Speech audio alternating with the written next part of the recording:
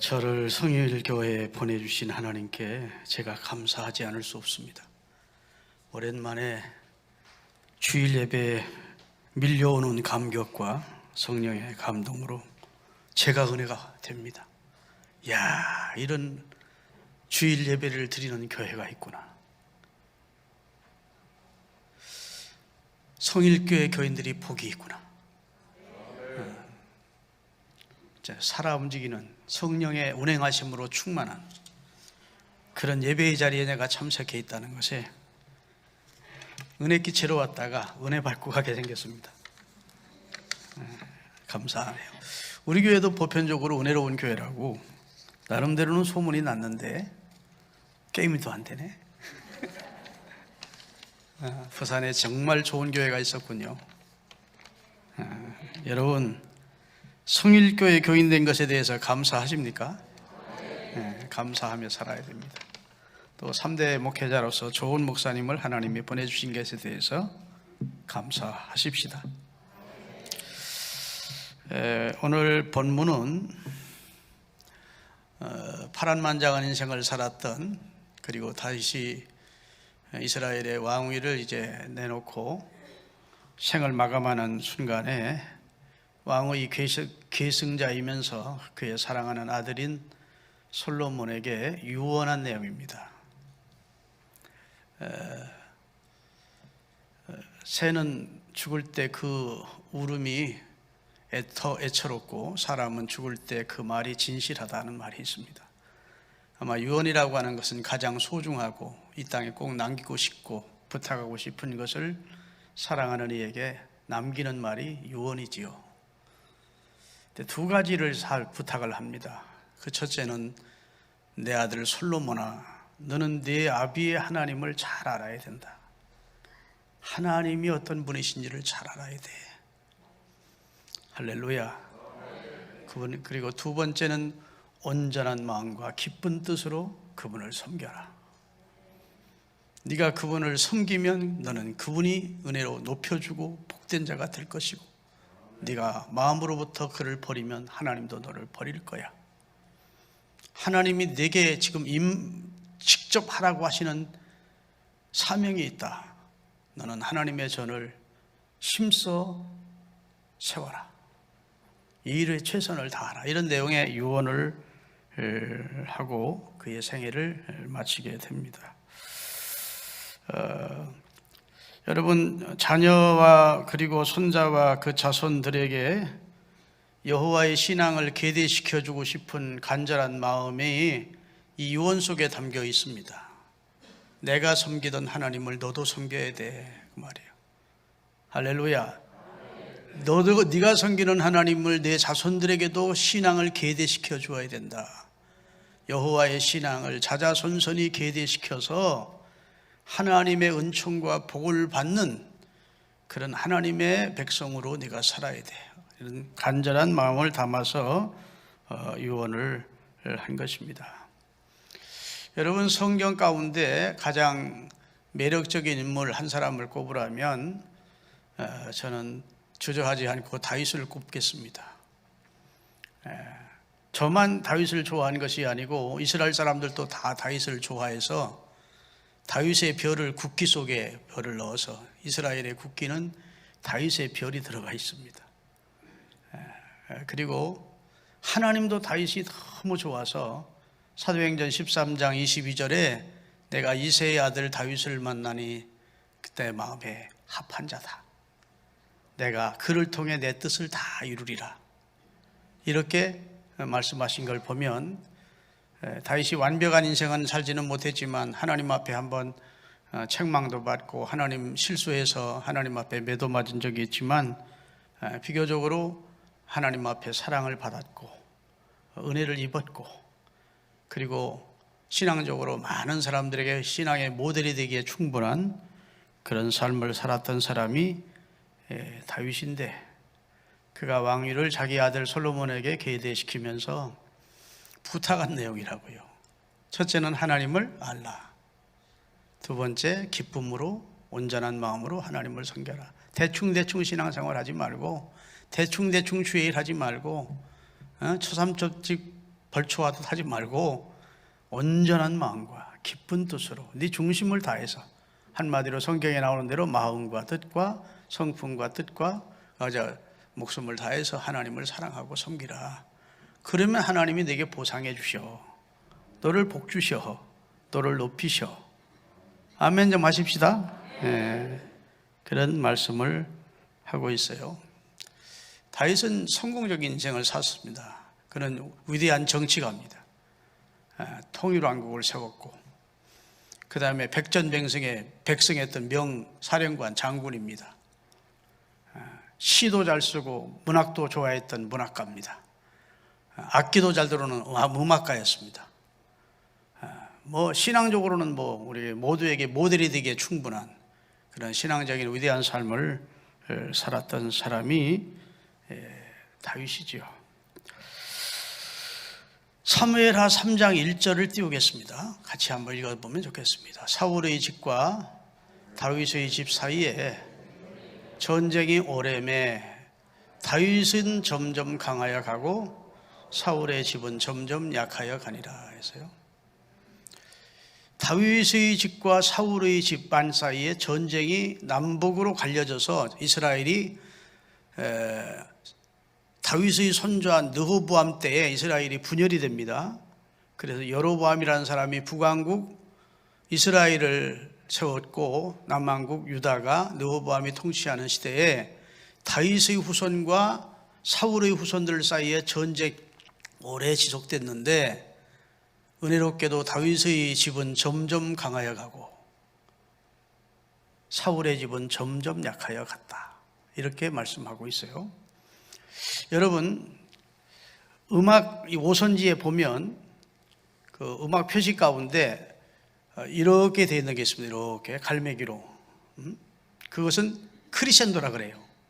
크리센도. 오늘 바이올린 잘 치러주는데 다 그걸 감안해서 연주들을 하는 겁니다. 성악을 할 때에도 그걸 감안해서 하는 것이죠. 작곡가가 여기 부분은 점점 크게 불러야 된다, 점점 강하게 불러야 된다 할 때는 크리센도입니다. 그 다음에 이 부분은 점점 약하게 불러줘야 된다, 작게 불러야 된다 할 때는 디크리센도라고 해서 점점 작게 부르게 되어 있습니다. 그러면 사무엘하 3장 1절에 보면 다윗의 집은 크리센도, 점점 강해져 가고, 할렐루야, 점점 하나님이 복되게 하시고 더욱 크고 강성하게 하시고, 사울의 집은 디크리센도로 점점 작아지다가 몰락하고 마는. 그래서 전쟁에서 세 아들과 함께 길보아 전투에 참여해서 거기서 사울 왕과 세 아들이 전사하고, 하나 남았던 이스보셋도 아브넬에 의해서 죽으면서 사울의 집이 멸절을 당하고 마는 내용이 성경에 기록이 되어 있습니다. 여러분의 가문과 가정이 크리센도가 될 수 있기를 주의 이름으로 축원합니다. 그리스도 안에서 하나님의 은총을 힘입고 날이 갈수록, 그 다음에 자녀들이, 손주들이, 세대가 갈수록 하나님을 잘 경외하는, 그래서 하나님의 복을 대대손손 이어받는 신앙의 명문가가 되기를 소원하시고 기도하시고, 이 일을 위해 여러분의 생애를 걸어야 됩니다. 애들 신앙생활 어떻게 하든지 난 관심 없어. 그런 교회 생활하면 그 사람 진짜 천국 지옥 묻는 사람이라고 볼 수 없지요. 진짜 자자손손이 하나님의 복을 받아야 되겠다고 하는 강력한 야곱과 같은 복을 사모하는 열정이 있어야 자녀 손주들에게 여호와 하나님을 믿는 신앙을 제대로 전수시켜 줄 수가 있다고요. 여러분, 강도둑이라는 이름을 들어본 적이 있으십니까? 우리 대한민국 초창기 기독교의 장로님입니다. 그래, 강도둑 장로예요. 그 강도둑 장로님이 결혼해서 딸을 낳았습니다. 그 딸 이름을 강반석이라 이름했습니다. 그 반석이라고 이름을 지어줄 때는 딸이 반석 같은 믿음으로 살기를 원해서 아마 반석이라고 이름을 지었을 거예요. 이 딸 강반석이가 성장해서 혼기가 되어 동네의 성실한 청년 김형직과 혼인을 맺어 가정을 이루어 주었습니다. 그들이 가정을 이룬 후에 태어난 큰아들이 김일성입니다. 반백년, 한 70년 역사에 대한민국에 피로 물들게 하고 엄청난 상처와 아픔을 가져다 준 김일성이가 강돈욱 초대 장로의 외손자라고요. 김일성의 입장에서는 강돈욱 장로가 외할아버지라고. 그래서 김일성 전기를 읽어보면 자기가 자서전을 썼는데, 나는 어릴 적에 어머니와 함께 교회에 갔다, 주일이면. 목사님의 설교는 너무도 지루했고 우리 어머니는 대부분 졸다 오셨다. 그렇게 기록되어 있어. 엄마가 신앙이 안 좋았던 것 같아. 그리고 목사님의 설교가 은혜가 안 되고 지루하게만 느껴졌으니까, 참 그때 신앙을 제대로 가졌더라면 인물도 헌출하고 지도력도 있고 하니까 목사님이 되셔서 한국교회를 귀하게 세우는 훌륭한 목사님이 될 가능성도 있던 사람인데, 어머니의 신앙이, 자식에 대한 신앙교육을 제대로 못했고 김일성이도 하나님에 대해서, 신앙에 대해서 관심이 없었다는 참 안타까운 일입니다. 여러분, 그 강돈욱 장로님의 동생이 강양욱 목사라 해서 조선기독교연맹 총회장을 얼마 전까지도 지냈던 사람이요. 그냥 기독교가 있다는 그냥 폼을 갖추기 위해서, 북한도 종교의 자유가 있다는 그것을 대외에 알리기 위해서 강양욱 목사를 조선기독교연맹 총회장으로 세워놓고 활동한 적이 있어요. 그러니까 다시 말해서 김일성이는 누가 뭐래도 신앙을 계대받을 수 있었던 신앙 가문에서 출생을 한 것입니다. 그런데 안타깝게도 그의 가정, 강돈욱 장로의 가정은 신앙적으로 몰락을 한 것이죠. 영적으로 완전히 멸문지화를 당한 것입니다. 하나님의 교회를, 십자가를 다 꺾어버리고 교회를 불태워버리고 목사님들 다 죽여버리고 이북의 교회를 다 없이 해버리고, 그리고 사단의 앞잡이가 되어 우리 대한민국에 엄청난 손실과 아픔을 가져다 준 장본인이 김일성이에요. 그 김일성이가 기독교 집안에서 태어난 사람이었다는 사실에 우리가 충격을 받지 않을 수가 없는 겁니다. 우리 집안에서는 김일성이 같은 사람 나오지 않을 거야, 그런 보장할 수 있습니까? 그렇게 여러분 장담할 수 있으십니까? 장담할 수 없습니다. 여러분이 자녀들의 신앙에 관심을 가지고, 손주들의 신앙교육에 관심을 가지고 기도하고 교회에 있을 때마다 주의 말씀을 가르쳐주고, 할렐루야. 그래서 자녀 손들에게 신앙을 유산으로 물려주겠다고 하는 불타는 사명감과 그리고 그런 놀라운 강력한 그런 열정이 없으면 우리 집안에서도 김일성이 같은 자가 일어나서 하나님의 교회를 대적하고 사탄의 앞잡이가 될 가능성이 있다고, 없다고, 장담 못한다고. 이해되시죠? 여러분, 그런 사람들이 되지 않기를 주의 이름으로 부탁합니다.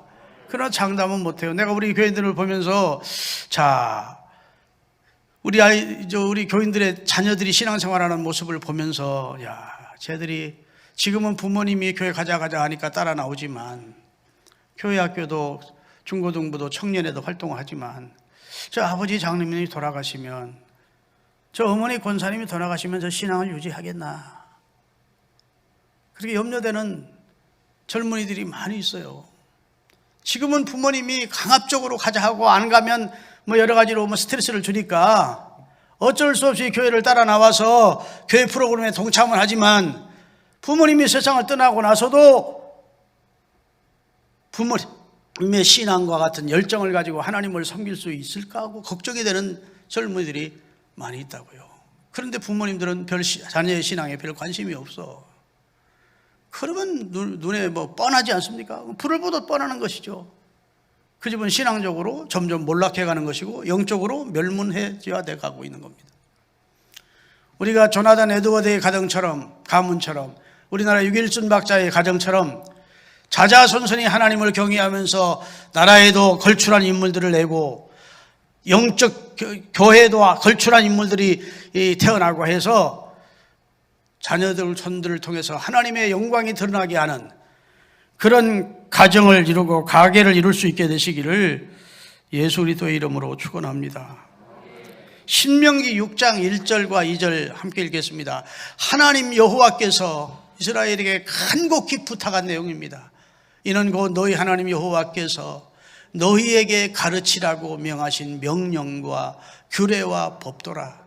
너희가 건너가서 차지할 땅에서 행할 것이니 또 곧 너와 그 다음에 내 아들과 내 손자들이 평생에 네 하나님 여호와를 경외하며 내가 너희에게 명한 그 모든 규례와 명령을 지키게 하기 위한 것이며 또 내 날이 점점 크리센도 장구하고 점점 강성해지고 점점 복되게 점점 크게 되기 위해서 너는 먼저 네가 하나님의 말씀을 받고 너와 내 아들과 내 손주들에게 이 규례와 법도를 물려주어서 할렐루야, 너와 내 후손들이 장구해지는 복을 받게 하기 위해서 내가 말씀을 준다. 그러면서 4절부터 9절까지 띄우겠습니다. 이스라엘 백성들이 전만 떼면 어린아이들이 애우게 하는 쉐마라고 하는 내용입니다. 이스라엘아 들으라. 우리 하나님 여호와는 오직 유일하신 여호와시니 참신이시니 그 말이죠. 너는 마음을 다하고 뜻을 다하고 힘을 다하여 내 하나님을 사랑하라. 너부터 하나님을 사랑하래요. 너부터. 그 다음에 오늘 내가 네게 명하신 이 말씀을 너부터 마음에 새기래.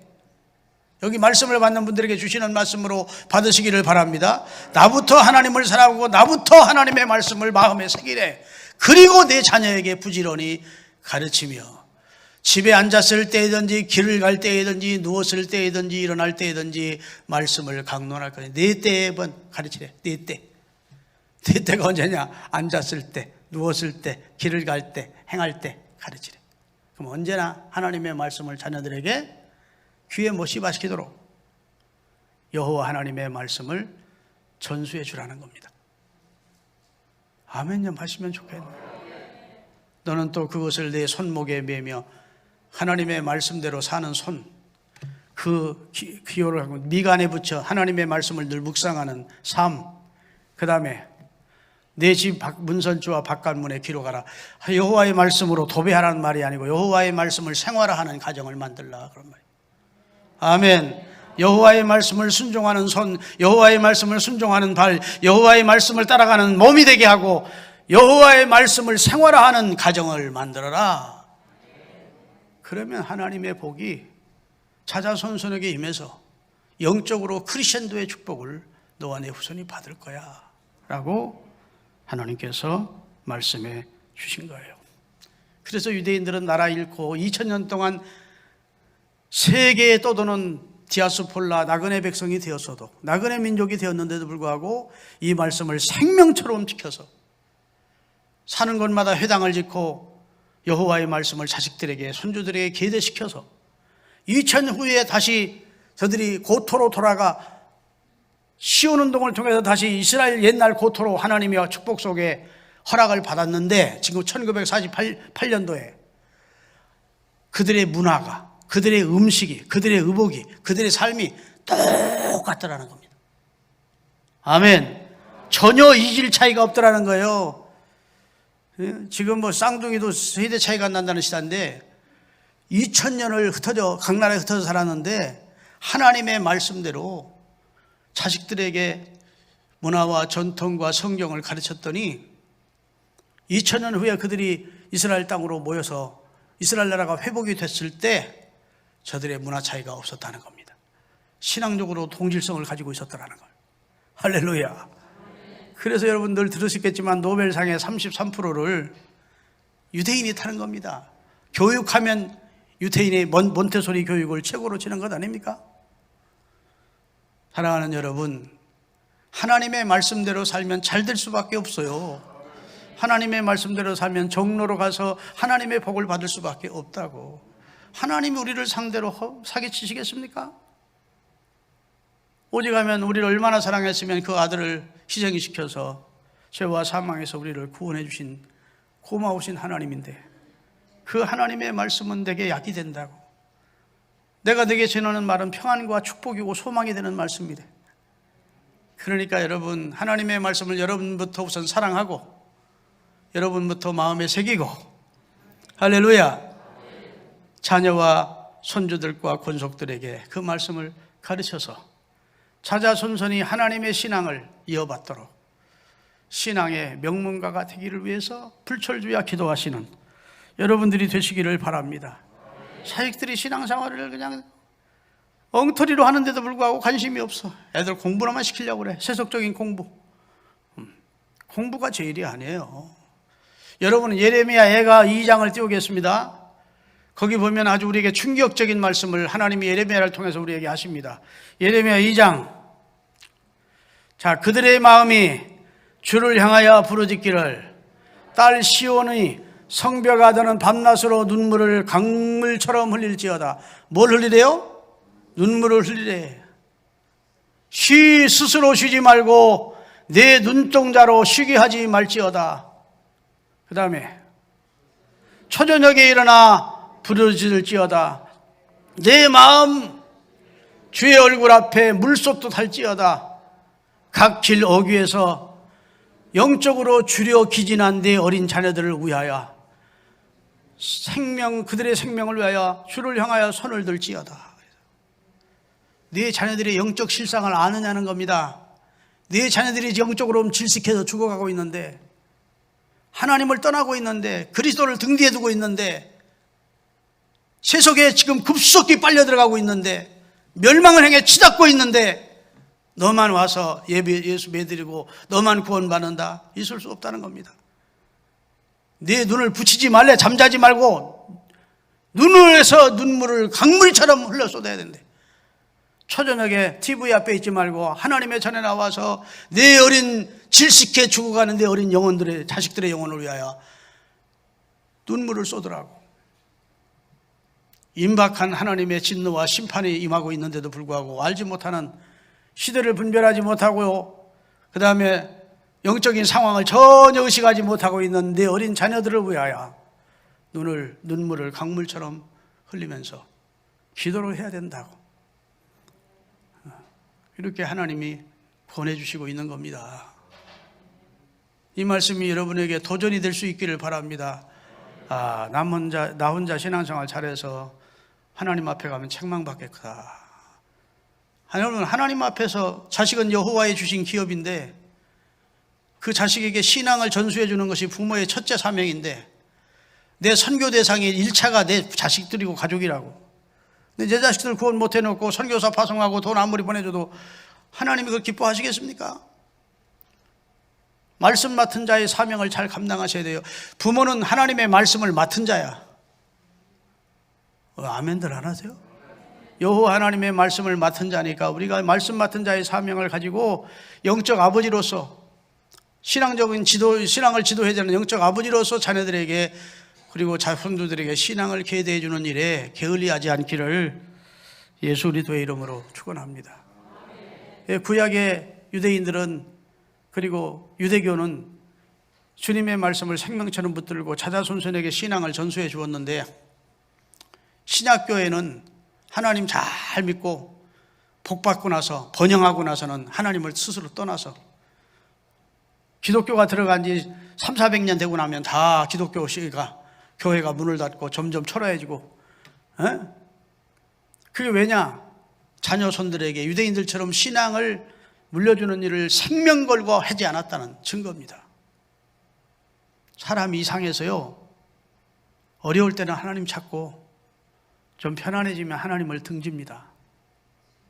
사사기의 역사가 그거 아닙니까? 그러면 다시 하나님 찾고, 죽게 생겼으면 또 하나님이 사사를 보내 구원해주고, 좀 살만하면 하나님 떠나고, 콧구멍으로 심심만하면 하나님 떠나고, 나여 하는 거 주여 찾던 사람이. 그렇기 때문에 여러분과 제가 사명감을 가지고 열정을 가지고 자식들에게 우리 삶이 풍요로워도 하나님을 떠나서는 안 된다는 것을 귀에 못이 박히도록 권해주고, 아멘. 그들의 영혼을 위해서 잠자지 말고 기도를 하래. 아이고, 잠자지 않은 목사 어떻게 알아들으셔야지. 그 정도. 잠 자시는데 그저 세상 일에만 분주하고 TV 앞에만 있게 말고 자식들을 권면하고 자식들의 영혼을 사랑하는 것을 그들에게 보여주고, 또 신앙생활 어떻게 하는지 아이들을 통해 애들에게 그 모델로 보여줘야 된다고요. 아이들은 뭐 부모님이 하는 말보다 부모님이 하는 행동을 통해 배운다고. 아, 하나님은 저렇게 섬기는구나. 교회는 저렇게 섬기는 거구나. 진짜 하나님은 살아계신가 보구나. 우리 아버지를 보니까, 우리 어머니를 보니까. 이래야 되는데, 우리 아버지가 가는 천국이라면 난 안 가랍니다. 이 정도로 나오면 신앙생활 실패한 거예요. 할렐루야. 여러분의 가정들이 다 영적으로 크리스천도의 축복을 꼭 받으실 수 있게 되시기를 주의 이름으로 축원합니다. 오늘 주일 예배니까 설교는 오래 못하지만 핵심은 내가 전한 거예요. 하여튼 우선 내가 하나님을 사랑하고 하나님의 말씀을 내 마음에 새기고 자녀들에게 부지런히 가르치되 그들 앞에서 신앙의 모본을 보이면서 자식과 그 손주들에게 하나님의 말씀이 전수되고 신앙이 계대될 수 있도록 사명을 다하십시다. 그래야 하나님 앞에 섰을 때 우리가 책망받지 않아요. 믿으십니까? 김일성이 가문처럼 영적으로 몰락하고 대한민국 이 나라에 70년 동안 피멍들게 한 그런 사탄의 앞잡이가 믿음의 가정에서 나왔다는 것이 우리에게 경고입니다. 경고.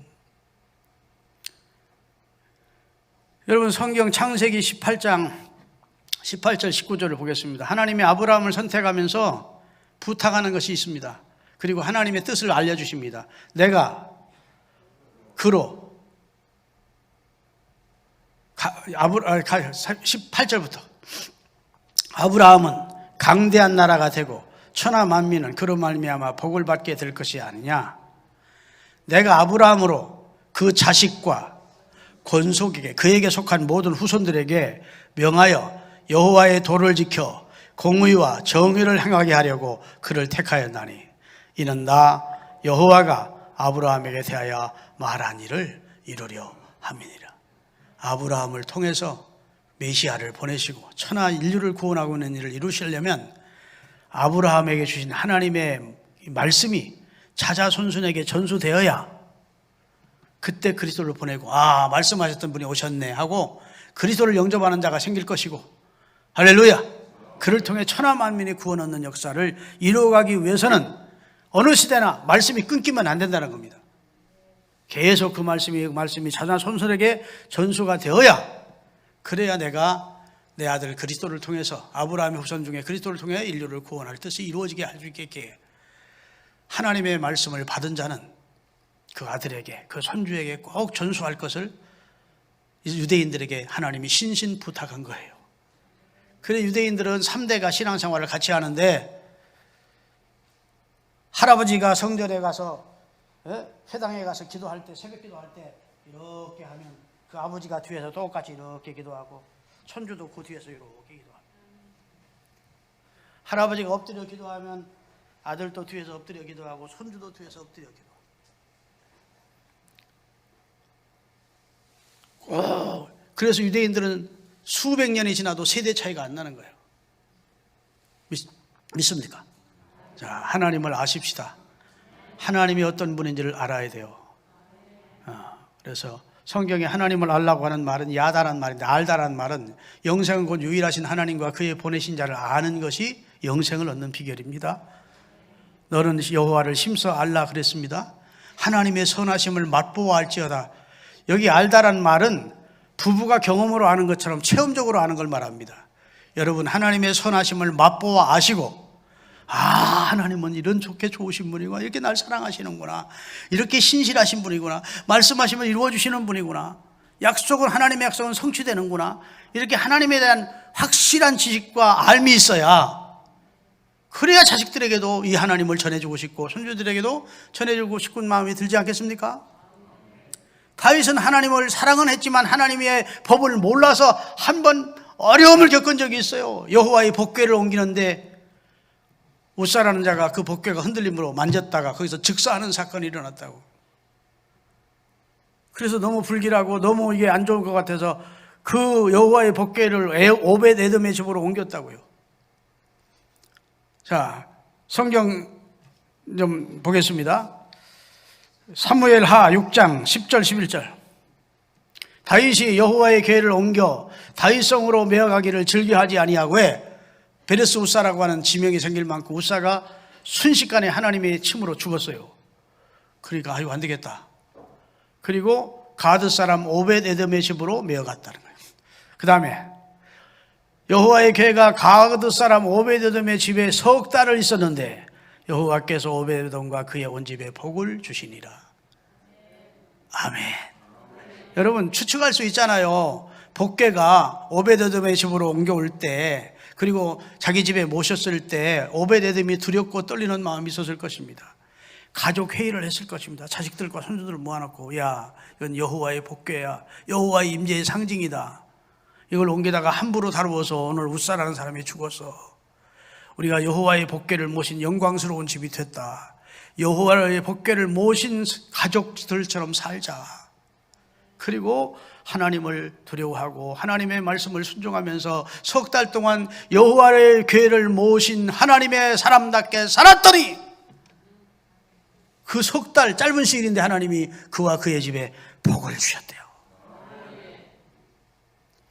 자, 여호와의 교회가 사람이 죽는 두렵기만 한 괴인 줄 알았더니 아니 그 집이 복을 받았다는 말을 다윗이 들으니까 영적인 그런 사모함이 충만한 다윗이 다시 2차로 여호와의 복궤를 올리는 하기를 합니다.